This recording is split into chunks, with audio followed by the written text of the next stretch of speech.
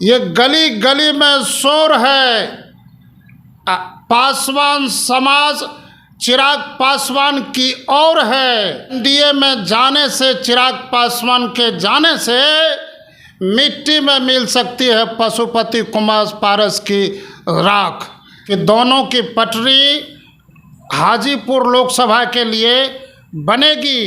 दोनों के एनडीए में जाने से ये अशुभ का संकेत भी माना जाता है। लोजपा का दोनों गुट एक ही गुट में पुराने नेतृत्व को स्वीकार करे। जो पार्टी है चिराग गुट को जेपी नड्डा जी ने, जो भारतीय जनता पार्टी के राष्ट्रीय अध्यक्ष है, उनके द्वारा न्योता आया है, इस पर क्या कहेंगे?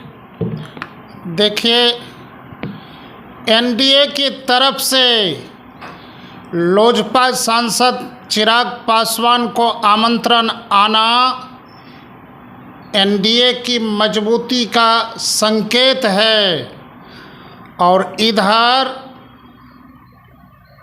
क्या हो सकती है बात, बिहार की जनता कर रही है सवाल कि एनडीए में एक तरफ पशुपति कुमार पारस केंद्र में मंत्री हैं और दूसरी तरफ 36 का अंतर जिनसे उनका चल रहा है, उनका खास भतीजा जो चिराग पासवान है, उनका भी एनडीए में आमंत्रण आना ये अशुभ का भी संकेत है।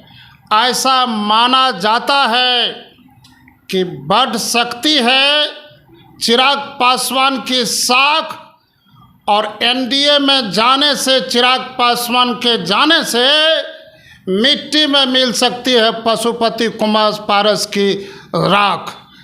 अब सवाल ये है कि पशुपति कुमार पारस का क्या होगा।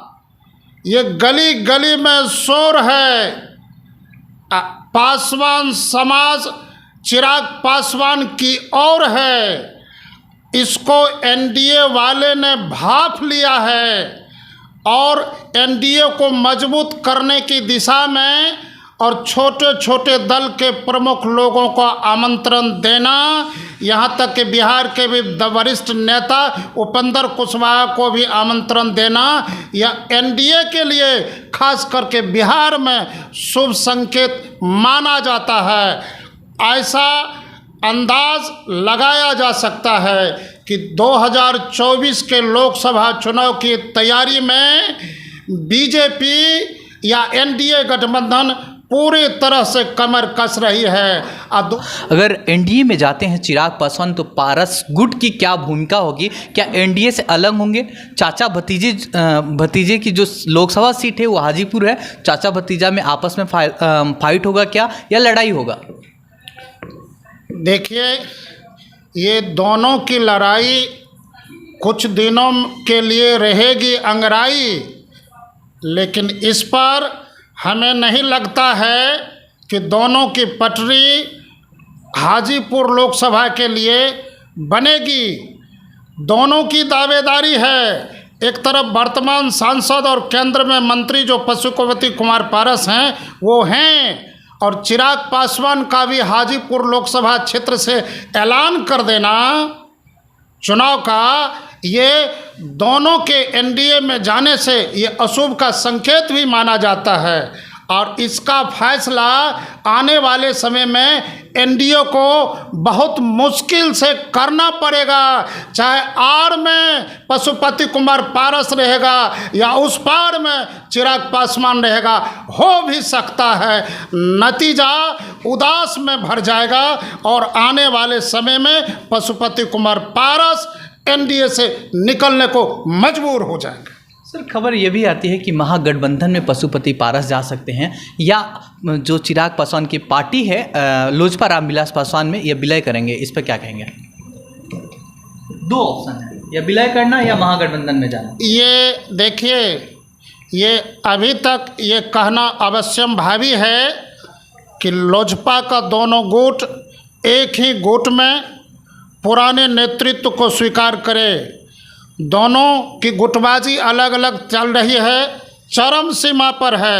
दोनों के कार्यकर्ता एक दूसरे को देखना तक पसंद नहीं करते हैं और एक दूसरे के खिलाफ में लगे रहते हैं। विचारधारा तो सर एक है ना, विचारधारा की अगर लड़ाई की जाती है पशुपति पारस और चिराग पासवान की पार्टी की विचारधारा एक है, तो फिर कार्यकर्ताओं में लड़ाई क्यों? नेता तो एक ही हो जाएंगे।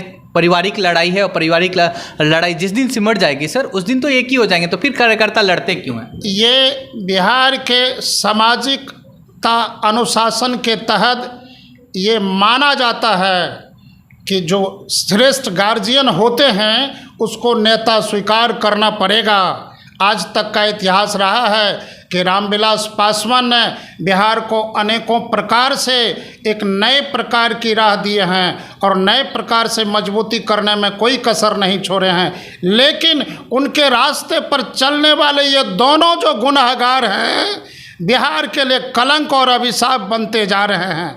अरे उसे समाज के हित से मतलब नहीं है, आपस में चाचा भतीजा की लड़ाई अब बिहार के लोजपा में सबसे है भारी। अभी संकेत यह मिल रही है कि चिराग पासवान के एनडीए में जाने से आने वाले समय में पशुपति कुमार पारस का निकलना और उनके खिलाफ महागठबंधन की तरफ से चुनाव लड़ने का ऐलान करना यह निश्चित माना जाता है।